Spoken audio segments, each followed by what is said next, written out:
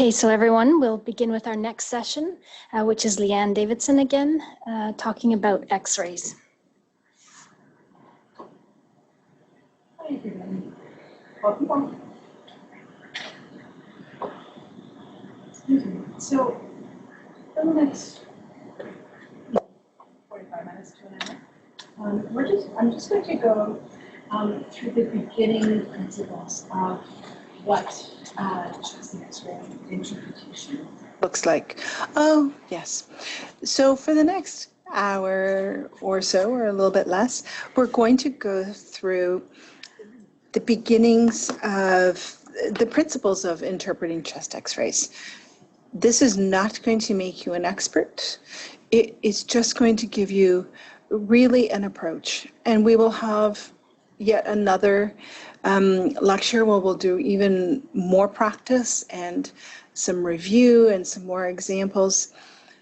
And the best practice that I can suggest to you is when you have patients, have somebody look at the X-ray with you. And the more X-rays you see, the more you will see things that you didn't at the beginning. If you are a radiologist, then please help those that don't have this opportunity all that often. I don't have anything to disclose, so let's continue on. So we're going to talk about what makes a good X-ray, what makes a bad X-ray, some of the technical aspects. We'll talk about some of the basic anatomy that you can see on a chest X-ray. And I'll give you a couple of different approaches that you can use that will help you when you're trying to interpret an X-ray.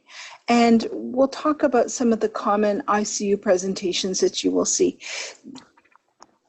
We're not going to focus at the moment on all the cardiac types of presentations, but we'll give you a general overview just so you have an introduction.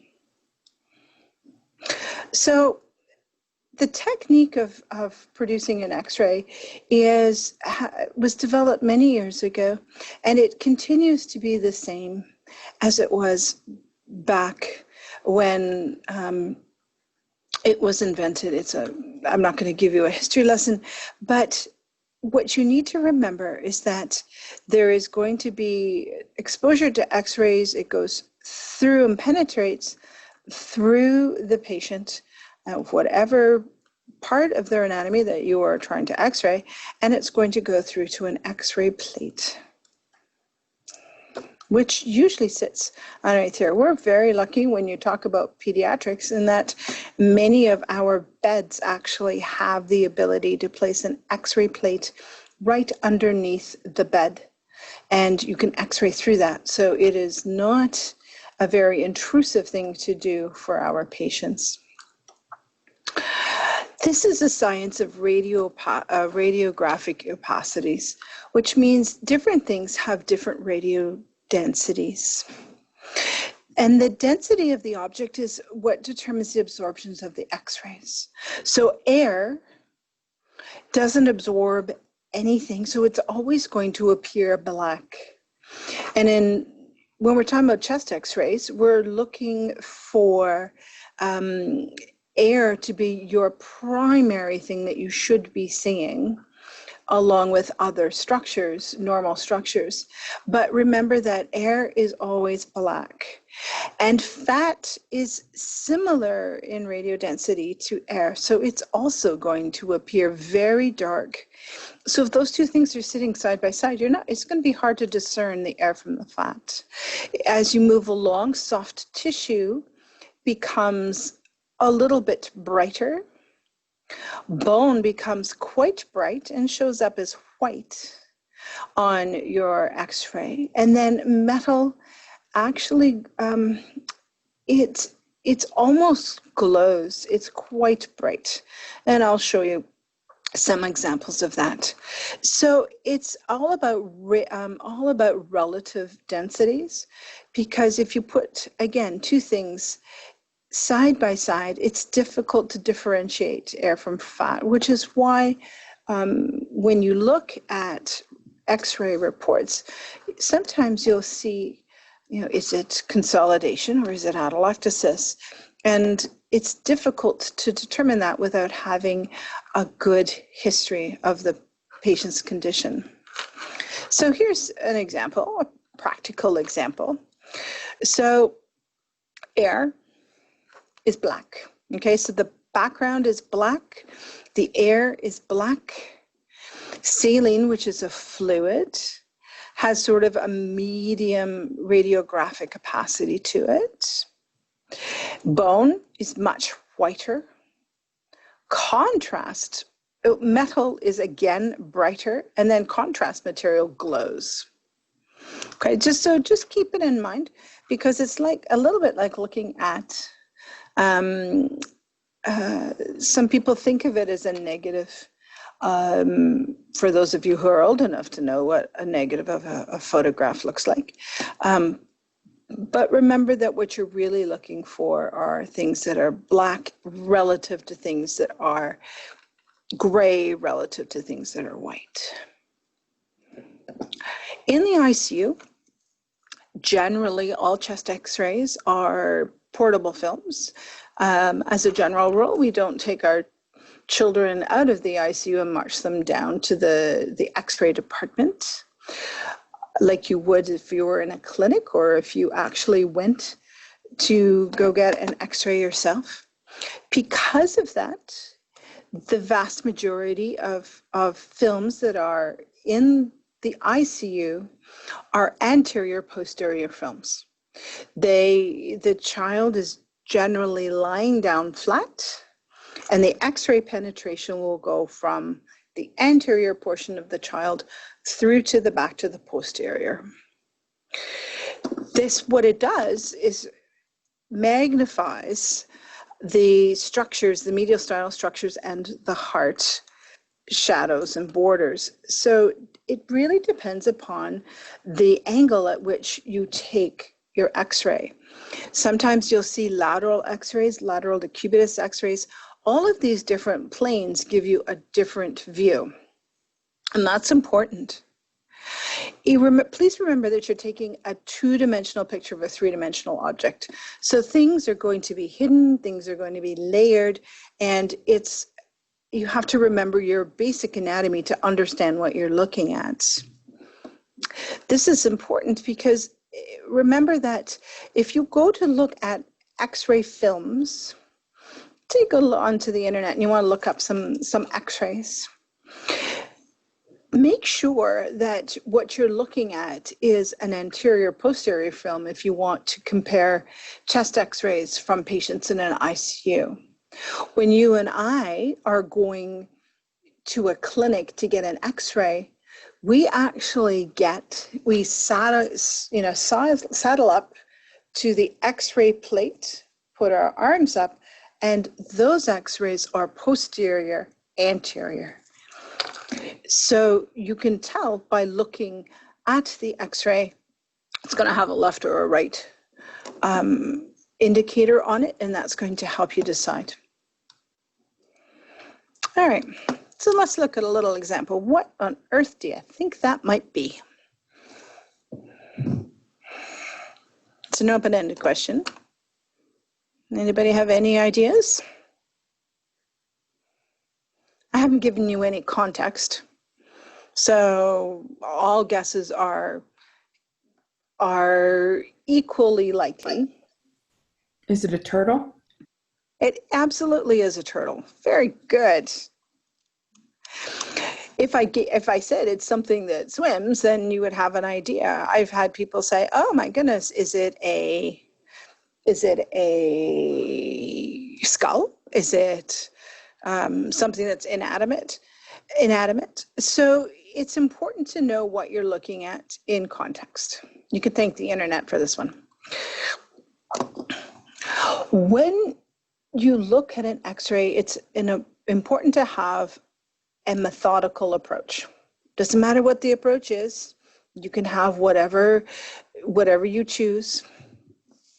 But first of all, check the name, the date, and the time. Now, with portable x-rays, often maybe you're in a position where the x-ray comes up immediately so that you know that the x-ray, you can have a preview of it, that the x-ray that you just took is the x-ray that you're seeing. But x-rays, just like everything else, sometimes get the identity gets mixed up. So you want to make sure that you're looking at the right patient. Sounds obvious, but things happen. You want to look at the type of film, you want to look at the left and right markings, you want to look at the patient's position for the film, whether or not they are sitting up, whether or not they're lying flat, whether or not it's an AP film or PA film. You want to look at the technical aspects and the quality of the film. And then you want a systemic approach. I'm going to talk to you about 2 different systemic approaches. You may have another one that you prefer to use, and that's absolutely fine. And then we're going to talk about lines, tubes, and foreign objects and such. Okay, so let's talk about the quality of a film first. Always check the technical quality before you interpret it. So here's the deal. We're going to talk about projection. We're going to talk about orientation, rotation, penetration, and degree of inspiration. Okay, so orientation is whether or not you're looking at the x-ray is taken from an AP perspective or a PA perspective, whether it's a lateral chest x-ray, whether it's from a lateral from the left or a lateral from the right. I would love to tell you that they're always the same, but they are not, especially when it comes to children. Sometimes it's just whatever you can get. Rotation, left and right. Now, a little bit of rotation really magnifies that error of parallax so that you end up looking at structures that are exaggerated or minimized in a way that there's no intention. Think about it. If you have troubles understanding this, try and imagine what it looks like when you go to like a circus and you look at all those crazy mirrors, and it changes your perspective, right? So things are accentuated and other things are minimized. It's never a flattering situation, is it? So when you look at an x-ray, you want to see whether or not it is rotated. There's a couple of different ways. The simplest is whether or not you find your midline, and then you go from your midline to your clavicle and your midline to your clavicle. Unless you've got asymmetric clavicles, which is unusual, it should be equidistant from this side to the middle, from this side to the middle. So that's one way. Children have sometimes your x-rays are quite small. I often just pick midline.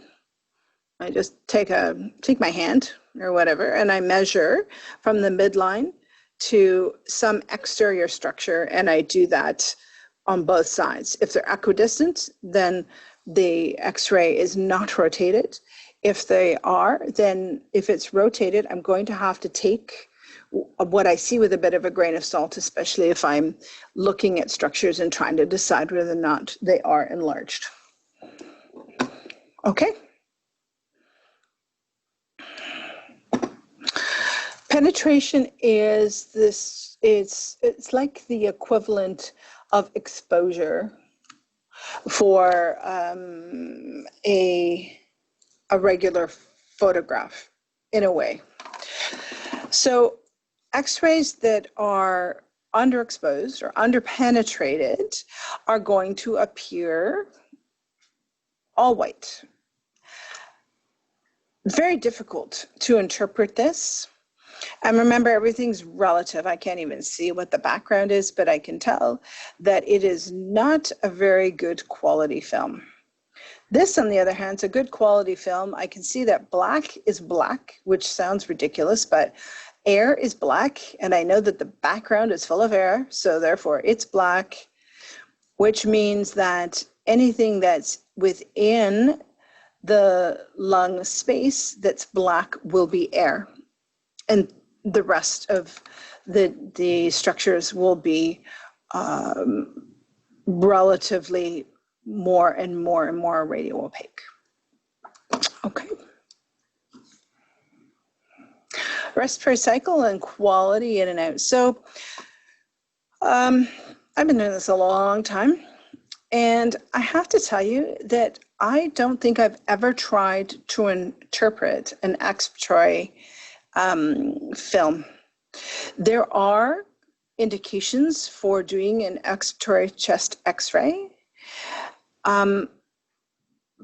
but it is very rare, and there aren't very many people who are really good at interpreting them. The vast majority of us, almost all of us, will look at inspiratory films, and what we'd like to see is maximum inspiration. So maximum inspiration means that you're going to start counting your rib spaces, and you should get 8 to 10 rib spaces. Let's just keep it really simple. And that should be a decent inspiration. Now, we are talking about children. Now I have a child that's tachypnic, and they're breathing about 60 a minute.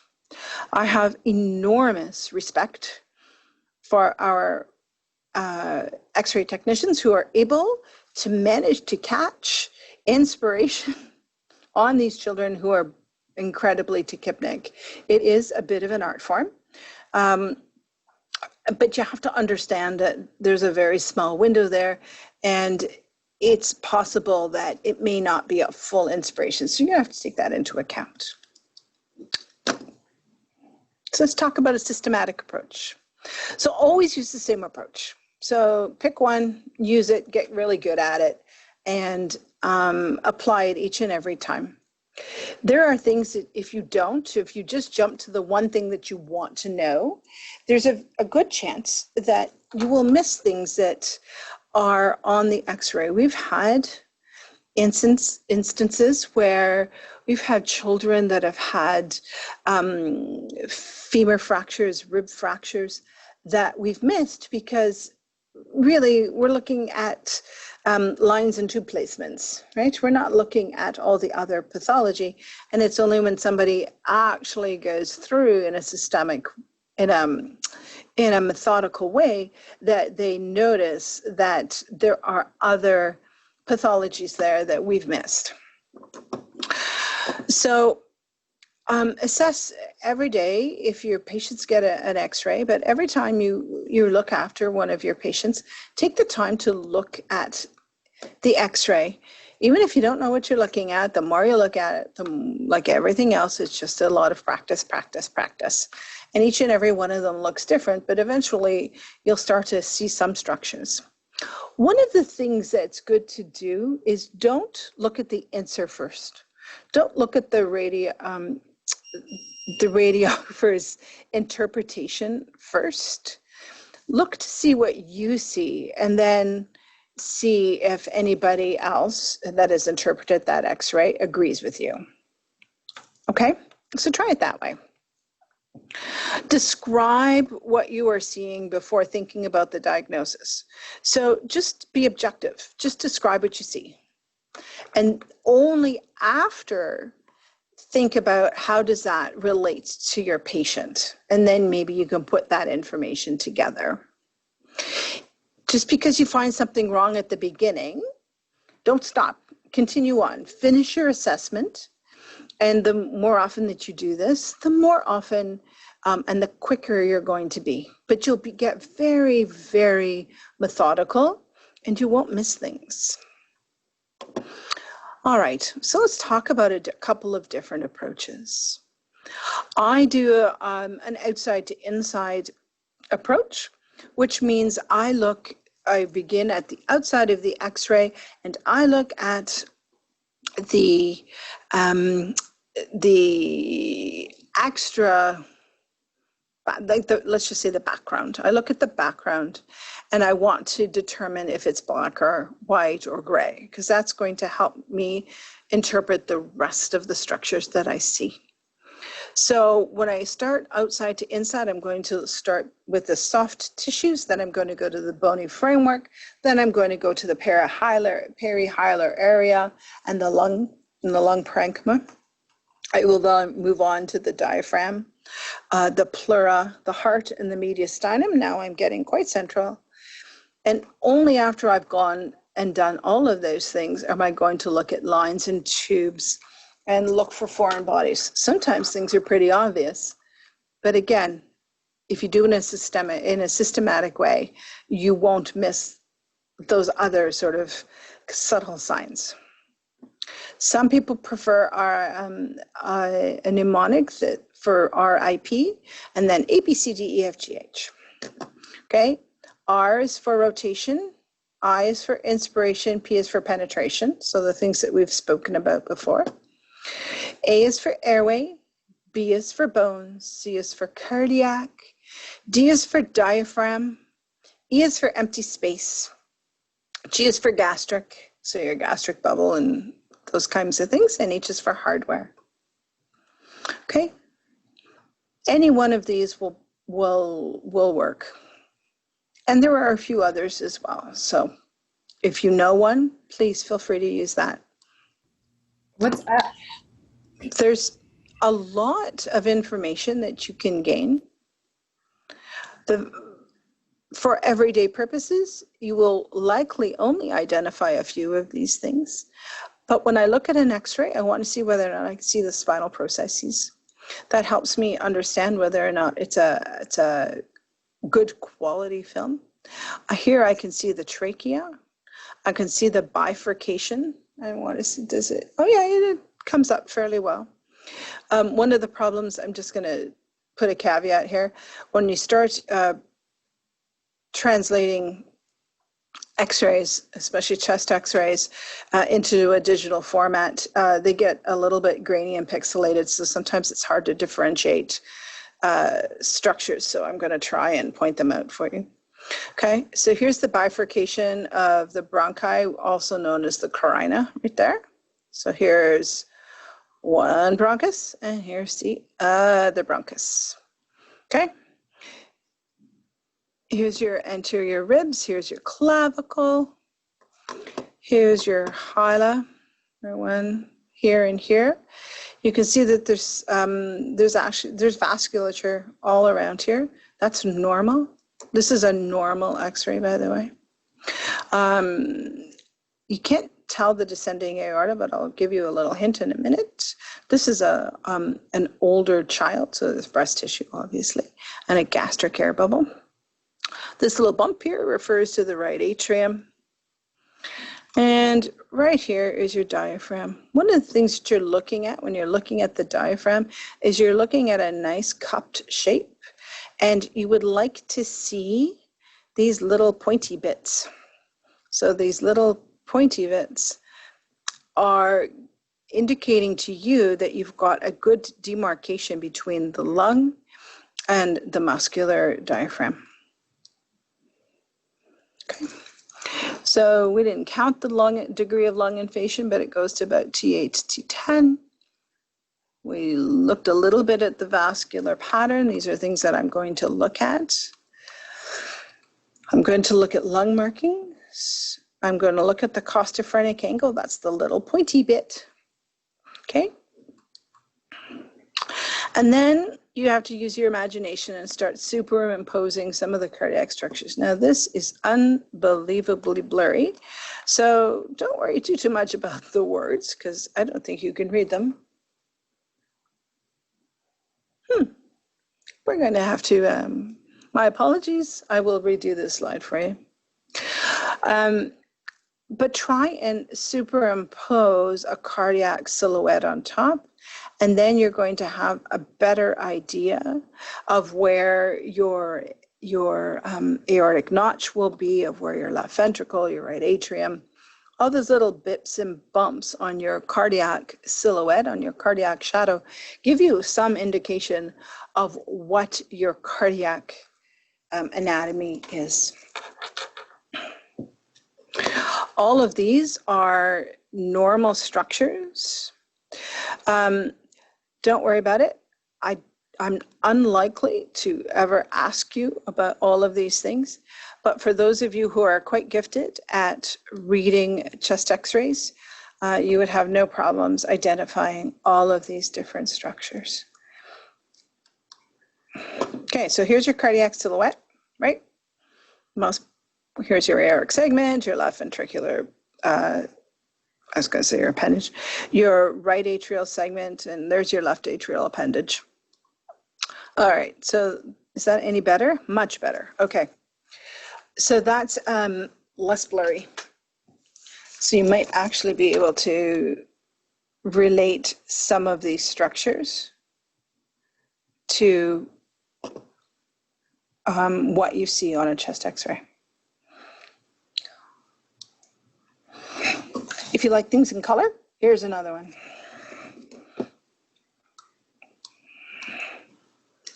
Okay. So just keep those in mind when you get to the part where we start talking about cardiac defects and cardiac presentations and looking at chest x-rays.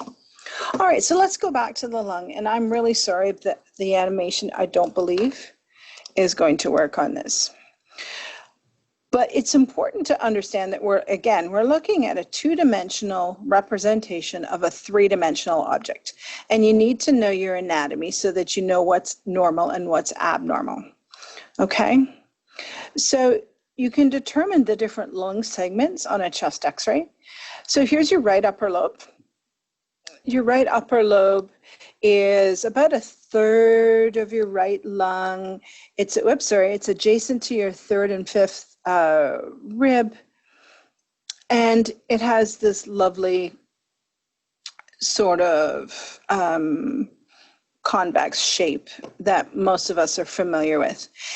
In adults and in older patients, you can often see the fissure here. It can be pretty clear, so you know where your right upper lobe ends. Your right middle lobe, sort of this wedge-shaped little thing, and it is the smallest of all lung segments. And then the most important part of all of this is that the rest of all of your right lower lobe is actually posterior. So let's go back. Hang on. Posterior. So if I'm looking head on, if I'm looking from an anterior posterior type of view, it's very, very difficult to see what's going on in your right lower lobe. Okay.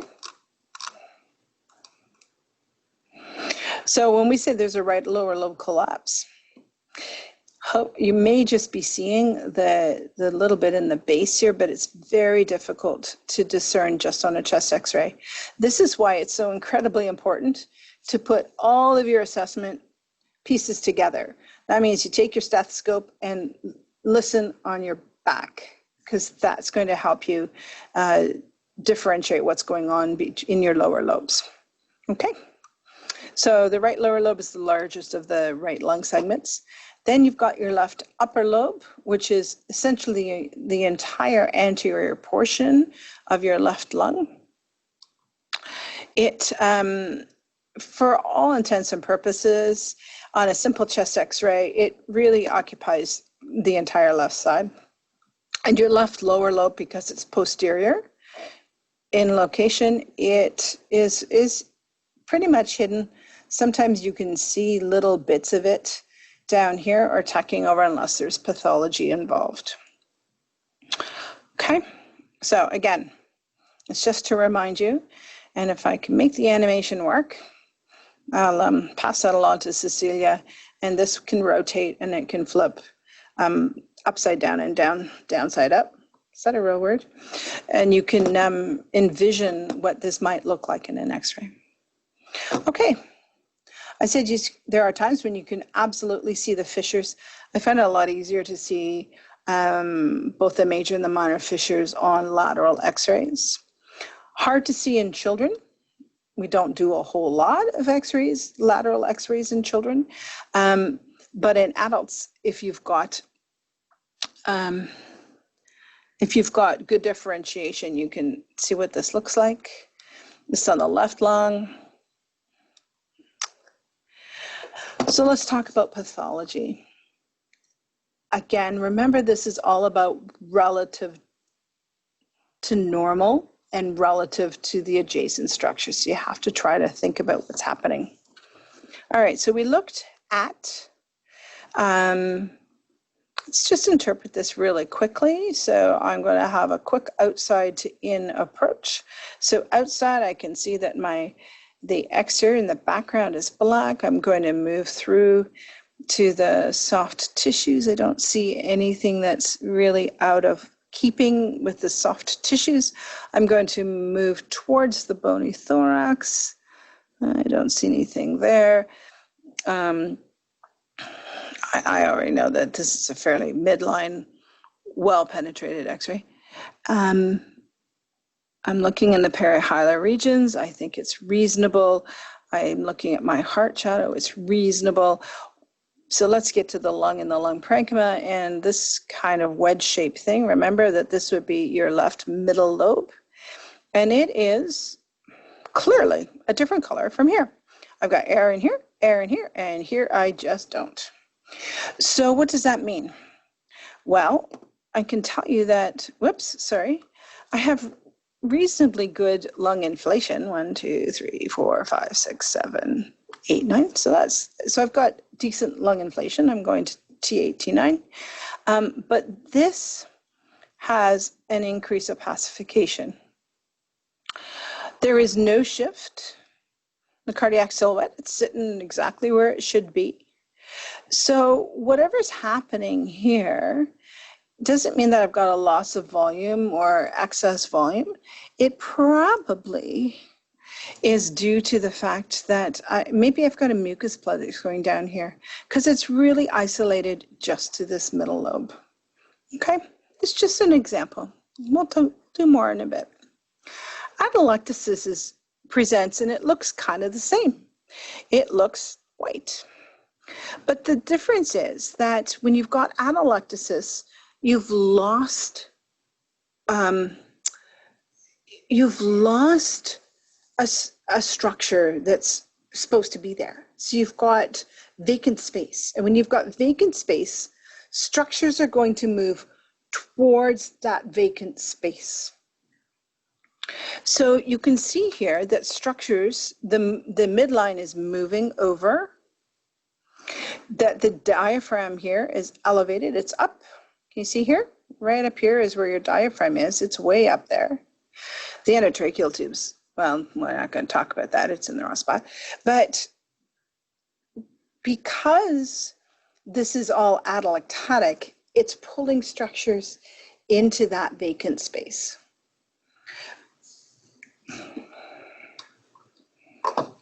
So when you're trying to sort out whether or not you've got something that is, we're trying to figure out whether it's fluid or whether it's collapsed, whether you've got extra something or whether or not you've got atelectasis and vacant space, one of the things you can do is to compare what's happening to the midline structures and is there a shift? Okay, look at the trachea and here's your spinal processes and you can see that your airway starts here and then what does it do? It deviates and it's moved over. It's moved over to this increased opacification here. So you're thinking, well, what is this increase in opacification? Well, things are moving towards it, which suggests that this is vacant space and therefore this area is collapsed because things are moving over to fill it. I hope that makes sense. If this were all fluid, on the other hand, that would be space occupying and it would be filling up that area and pushing things away from it.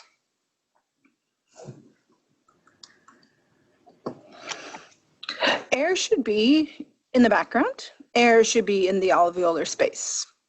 Air should not be within the pleura. Air within the pleura is a pneumothorax. Okay, when you've got that, you've got different things that can happen. In this particular case, there was an insertion of a left subclavian central line, and it's not unheard of that when you place a line like that, it sort of hits, it punctures the pleura, but or it hits the upper lobe of the of the X-ray. You can see up here that that's often above the, things are okay? Okay. You can see that things here are up above the clavicles, right?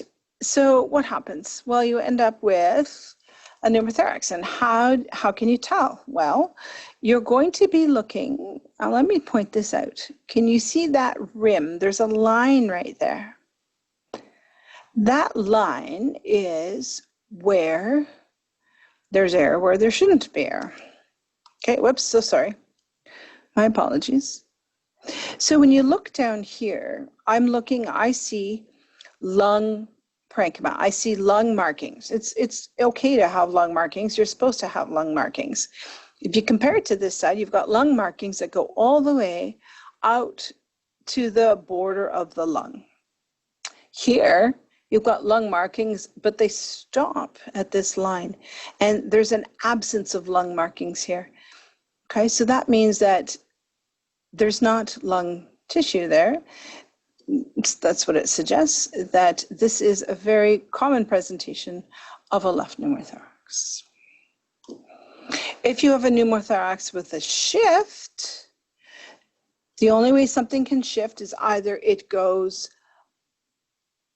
towards the vacant space, or you've got something that's space occupying, or in this case, pressure occupying. So this is a tension pneumothorax, and what it's doing is it's pushing things over. I'll show you another example of that in a few minutes. All right. This is a pretty common thing for us to see in our cardiac population. You end up with hyperdense areas on your chest x-ray. You know, they just look kind of white. Sometimes they look white and fluffy. Sometimes they look just white everywhere. And you have to try and figure out whether or not the white is due to something like pulmonary edema, or whether it's an actual infiltrate within the lung.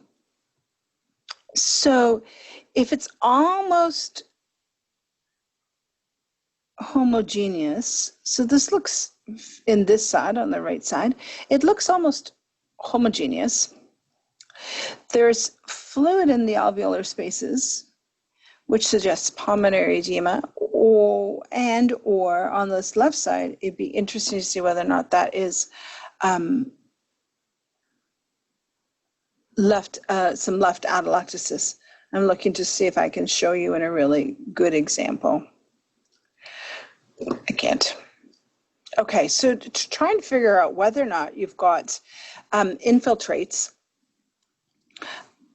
which suggest an infection or a pneumonia, versus fluid. So I'm thinking of things like pulmonary edema, secondary congestive heart failure. Fluid, as a general rule, will be more homogeneous. You've got a clinical picture of heart failure. Okay, so this is really important to know what the presenting signs and symptoms are, because you have to put that together with a whole picture. Remember that if you've got increased left heart pressures, you're going to end up with an enlarged heart on chest x-ray with a positive fluid balance. And along with this, as a general rule, you're not going to be presenting with, a white count or a fever. Unlike an infection or a pneumonia, you're going to get a localizing pattern.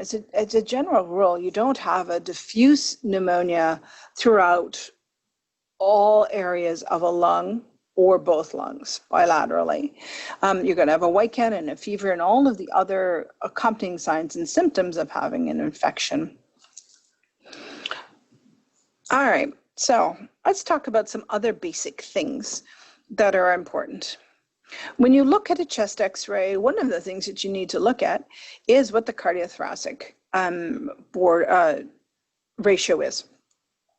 So your heart should be no more than half of your cardiothoracic width. Okay, this particular heart is more than a half. I think it's probably more than 3/4. This is one of the biggest hearts that that I've seen. So now I'm looking at this enormous heart that's almost filling the entire thorax. This might be a bit of a concern. It's just to give us a bit of a break. All right, so let's look at some other stuff. Okay, so let's look at some real life examples. So this is Jenna. Jenna's 7 years old. She's post-op day 4 after having a Fontan operation. She has gone up to the wards. She's been extubated, all her lines are out. She's gone up to the wards, and she develops increasing shortness of breath.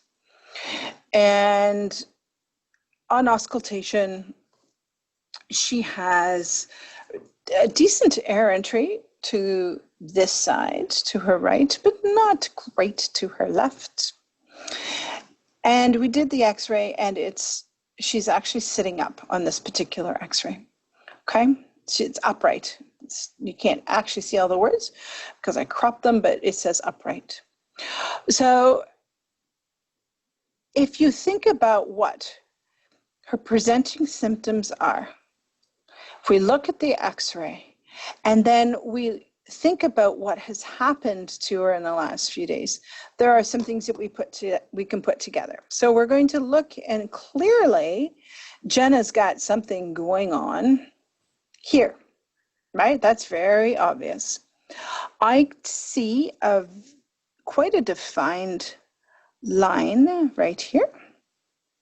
This is the left side, very defined here. So that's interesting to me, and all of this is whited out.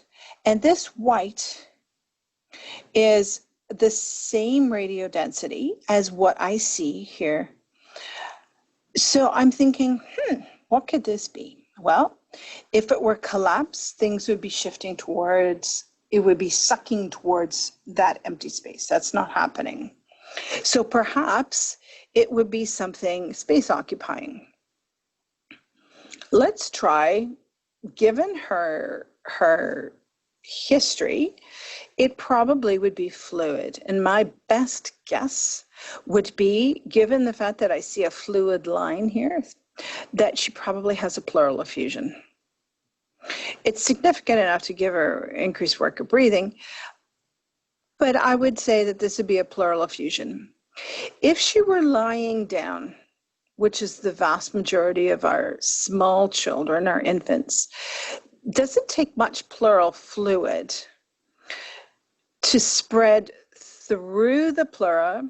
There's only 3 to 5 mils that may be spreading through here that will make this entire region look white because she's sitting up. Gravity is going to be your friend, and gravity is going to bring the pleural fluid down to the base, down towards gravity. And Jenna is going to have an x-ray that looks like this. All right. So we put a chest tube in Jenna, and she has some difficulties ventilating, and now her blood pressure is decreasing. And so people did another x-ray, and this is the awful mess that she ended up with. She also arrested. But what I want you to see is this is the worst example of a tension pneumothorax that I could find. You can see that all of the structures are being pushed over. So this is space occupying, but it's space occupying with pressure and with air. She had, it was a very traumatic chest tube insertion, and it wasn't successful, and she has some breakage of her ribs here. But you can see, most importantly, that structures are being pushed over to this side of her chest, that she's got now, her heart shadow has changed. It's now a long, skinny heart. This is going to compromise her cardiac output. This is a life-threatening situation. There are very, very few times when you're going to see an x-ray of a tension pneumothorax. This is a medical emergency, and it can be diagnosed clinically And you can see it on the x-ray. You've got flattened rib spaces, lots of hyperinflation. But more importantly, you need to act. It's not the time to call up the x-ray tech and say, can you come by and we'll be here in 15 minutes and have a look at the x-ray. This is acting like a tamponade type of physiology, and you need to decompress that tension pneumothorax using needle thoracentesis. Okay, so that's what this is. All right, so let's talk about stuff that's not quite as dramatic as that. So this is a little 3-month-old boy. He has no respiratory symptoms. He's coming in for an elective surgery, and they wanted to do a chest x-ray. And does anybody notice anything interesting about his chest x-ray?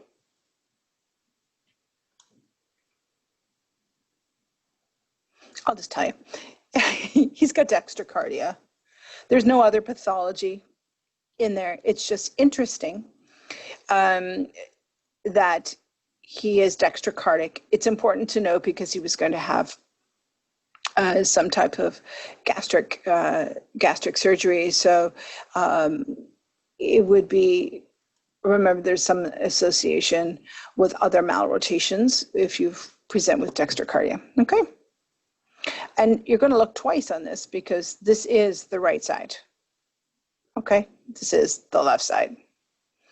And I made sure that there were a right and a left marking just to make sure that you knew exactly what was going on. So this poor little guy, he unfortunately has a twin brother, and his twin brother's kind of sick. And his twin brother has a 3-day history of cough, runny nose, and presents to emerge with increasing work of breathing. And this is his chest x-ray. Just to let you know that this is not an indication for a chest x-ray. As a general rule, when you read the literature, like I mentioned before, the vast majority of childhood illness can be diagnosed without a chest x-ray. You can go on clinical symptoms and past medical history. So if I tell you it's the fall and he's got a runny nose and a cough and a bit of an expiratory wheeze, most people would think, okay, it probably sounds like a viral illness. It's probably bronchiolitis, and with any luck, it's secondary to our respiratory syncytial virus, so RSV. This is a very typical presentation of RSV bronchiolitis. What's notable is that the x-ray, so you've got left lower lobe consolidation right here. You've got right upper lobe collapse. You can see the rim right here. So you've got some right upper lobe collapse and some streakiness throughout. The x-ray tends to look horrible, but his little twin brother actually was okay. So there are times when your x-ray is out of keeping with the clinical presentation. Here's another case, pretty typical. It's a Sunday morning. Toddler came in to emerge. Increasing respiratory distress over the past few days. He didn't have any. He's had some fevers, and so his family doctor went, okay, that's fine. Let's start you on some antibiotics. Started with some antibiotics, and then he presented to emerge with increased work of breathing. His saturations were 89% on room air, and so he was given oxygen. He has a very prominent expiratory wheeze and decreased air entry and some crackles, mostly on the right side of his chest. Tried all the regular stuff, right? As a general rule, when kids wheeze, we'll give them bronchodilators, do the same thing in adults, right? Salbutamol, and more salbutamol. There was no response. So now you have to think, okay, what else could it possibly be?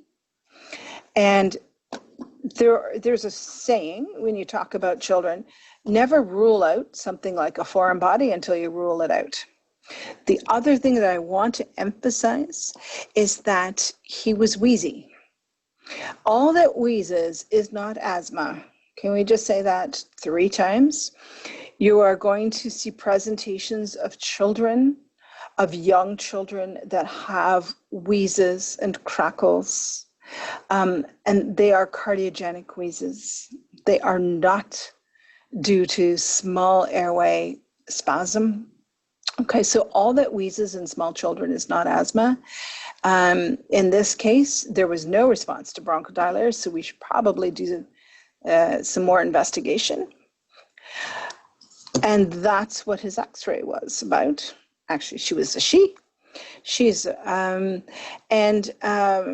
When we talked to the family, they said, well, what were they doing? They were building some IKEA furniture. So for any of you who've built IKEA furniture, you know what these little pins look like. That's how you put everything together. So she was a very typical toddler and managed to aspirate one of those little pins. Okay. So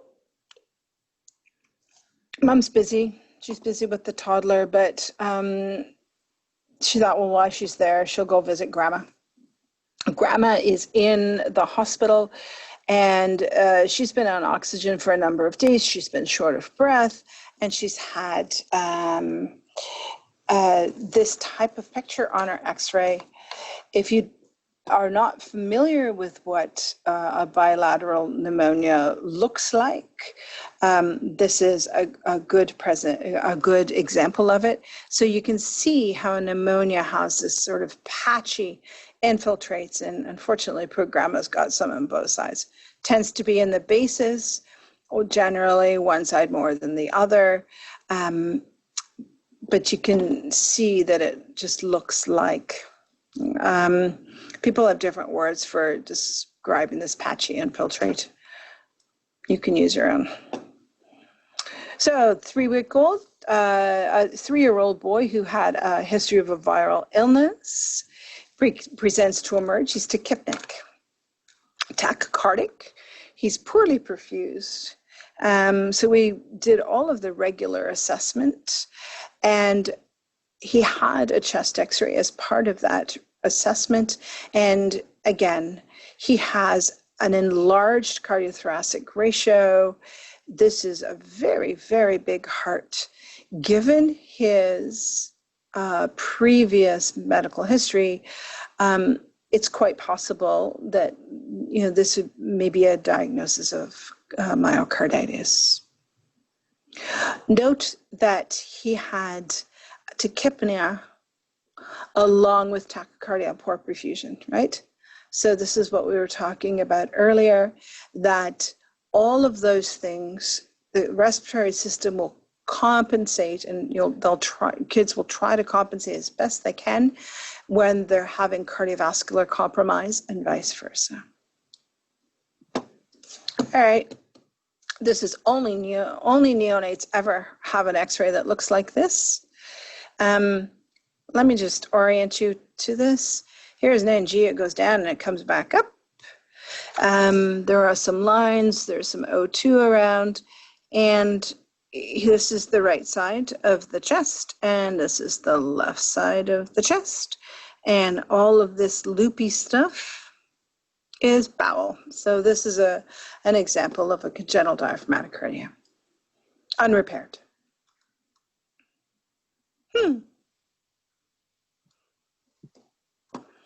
So here's another example. We've talked about this already. So a 14-year-old who is an MVA, seen, and unfortunately had managed to, it was, you know, her versus the car. Looks like the car won. You can see that if we did a nice systematic approach, we're going to look at background. Background is black. Bony soft tissue. I don't see any, I don't see any crepe tissue. I don't see any, I'm looking for things like subcutaneous emphysema, which shows up as little black circles within the soft tissue. I'm going to move in towards the middle, and I'm going to look to see if it's a decent inspiration. 2, 3, 4, 5, 6, 7, 8. 1, 2, 3. Oh, Oh, look at that. So here's a rib fracture. It's probably giving her a flail chest, which is giving her, causing this pneumothorax that you can see here. There's black here, it shouldn't be. And what's important here, did I say pneumothorax? Atelectasis. What's important here is that I just show this so that if all you looked at, you had a quick look and you looked at this really awful looking part of the chest x-ray, and you looked and you went, oh, look, there's one chest tube, there's two chest tubes. It doesn't seem to be doing anything. It would be easy to miss the underlying cause. So a systematic approach will help you to not miss the underlying cause and other things that are wrong, in addition to the glaringly obvious thing. We will practice more. So we have a question. Do you use the maximum diameter of the heart to measure the cardiothoracic ratio? As the maximum diameter is what we see on an anterior posterior film. Yes.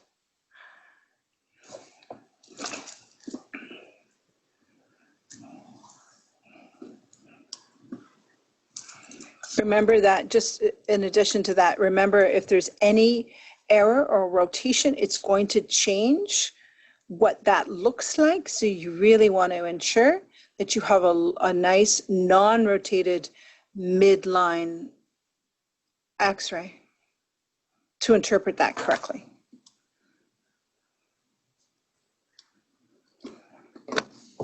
Any other questions? Thanks. Okay. We'll talk more. We have another lecture sometime later on. Yeah, and we do have another one in 45 minutes. But we have more chest x-rays that we'll talk about in a different session. So we'll see lots of examples. All right, everybody. So if you can be back at 12:45, and you get to rejoin me yet again. Okay. Thank you very much for your attention. Thank you, Leanne.